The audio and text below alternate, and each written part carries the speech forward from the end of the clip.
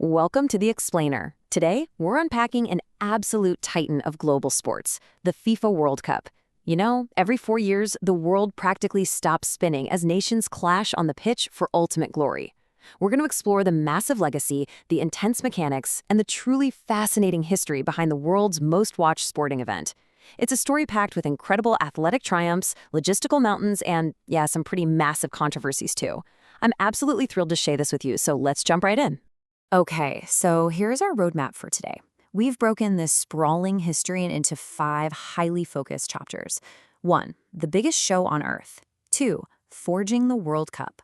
3. The path to glory. 4. Legends, records, and champions. And 5. Scandals in the future. All right, let's dive right into Chapter 1, the biggest show on Earth. So, during the 2022 World Cup in Qatar, FIFA estimated that an astonishing 5 billion people engaged with the tournament globally. 5 billion! That includes about 1.5 billion people who tuned in to watch the final match alone. I mean, just think about that scale for a second. It completely transcends sports and becomes this massive unifying cultural phenomenon. To put that into perspective, let's look back at the 2018 World Cup, where we saw an estimated 3.57 billion viewers. When you compare that against the total global population, it really illustrates something wild. Nearly half the human beings on Earth stop whatever they're doing to watch this single month-long event. It's literally unparalleled in human history. But, how did we actually get here? Because it certainly didn't start out with billions of viewers. Which brings us to Chapter 2, Forging the World Cup. Let's zoom out from the modern spectacle for a minute. Football actually first became an official Olympic sport back in 1908, but FIFA really wanted its own standalone championship. So in 1930, FIFA President Jules Rimet successfully pushed for the inaugural World Cup to be hosted in Uruguay to celebrate their centennial of independence. But here's the catch. This was right in the middle of the Great Depression. Rimet literally had to convince European teams to make this grueling, super costly, multi-week boat trip across the Atlantic Ocean. Because of that, only 13 nations actually took part. Fast forward a bit, and the tournament faced massive hurdles, like being completely canceled in 1942 and 1946 due to World War II. But it persisted. It eventually expanded to 24 teams in 1982 and then 32 teams in 1998, which truly globalized the whole competition. Now, the ultimate prize itself has a surprisingly wild history. The original Jules Rimet trophy was permanently given to Brazil in 1970 after their 3rd win. But tragically, it was stolen in 1983 and is widely believed to have been melted down by the thieves. Crazy, right? Because of that, since 1974, FIFA has used this stunning modern World Cup trophy designed by Italian artist Silvio Gazzaniga. It's a masterpiece made of solid 18-karat gold, weighs over 6 kilograms, and features 2 athletes holding up the earth. And here's a fun fact for you. Modern winners don't actually get to keep the original gold trophy. They're only given a gold-plated replica to take home. Okay, moving right along to Chapter 3, the path to glory. Let's talk about the actual mechanics. Getting to the World Cup is a grueling, multi-year format. It's a complete marathon. It all starts with Phase 1, qualification. This begins almost 3 whole years before the actual tournament. Across the 6 continental zones, over 200 nations battle it out just to earn a ticket to the host nation.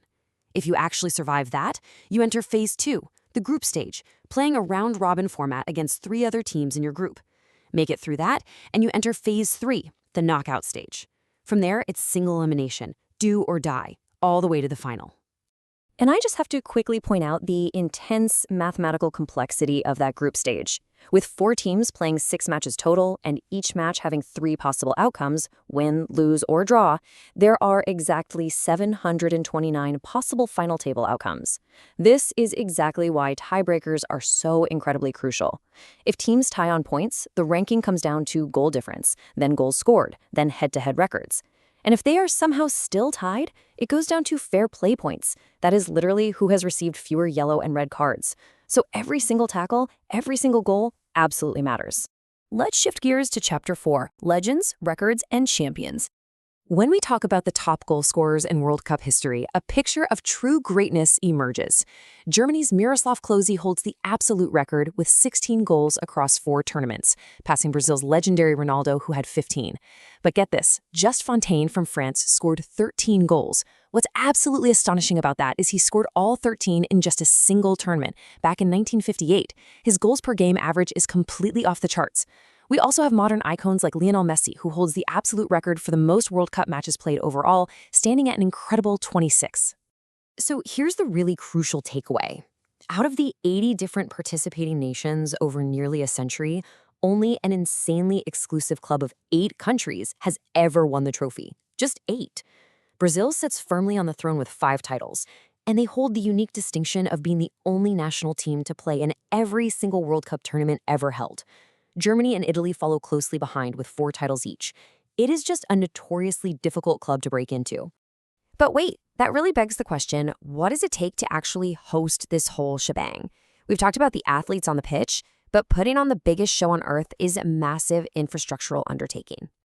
Which leads us perfectly into our final chapter, scandals and the future. Well, in May 2015, the governance of the sport came under a pretty dark cloud. The U.S. Department of Justice and Swiss authorities launched major investigations into FIFA officials.